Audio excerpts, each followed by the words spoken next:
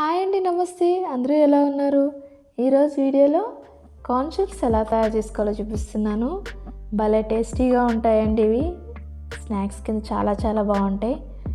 ఇది ఎలా తయారు చేసుకోవాలో ఇప్పుడు చూద్దాం. ఇది తయారు చేసుకునే విధానం, ఇక్కడ నేను 1 కప్పు కార్న్ఫ్లోర్ తీసుకున్నాను,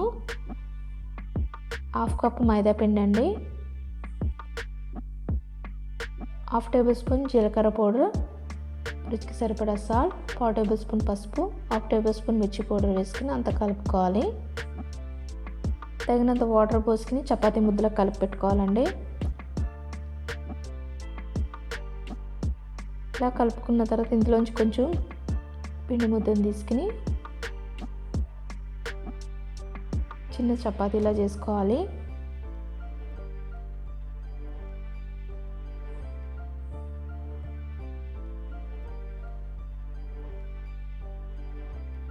కొద్దిగా పిండి వేసుకుని ఒత్తుకుందాం. ఇలా చేసుకున్న తర్వాత దీన్ని 4 పీసెస్కి కట్ చేద్దామండి. నచ్చిన షేప్లో కట్ చేసుకోవచ్చు. ఇక్కడ నేను ట్రయాంగిల్ షేప్లో కట్ చేస్తున్నాను.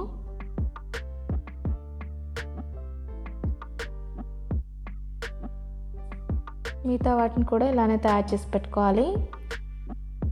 ఆయిల్ ఆల్రెడీ ప్రీహీట్ చేసి పెట్టానండి. వీటిని వేసేసుకుని మీడియం ఫ్లేమ్లో పెట్టుకుని ఫ్రై చేసుకోవాలి.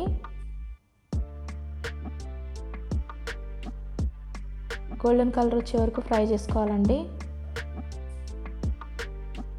ఇవి బాగా ఫ్రై అయిపోయినాయి. ప్లేట్లో తీసేసుకుందాం.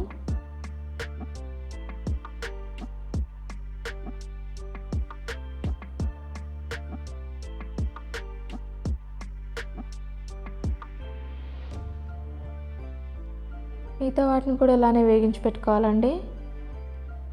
దీనిపైన కొద్దిగా జీలకర్ర పౌడర్ని, కొద్దిగా సాల్ట్ పౌడర్ని,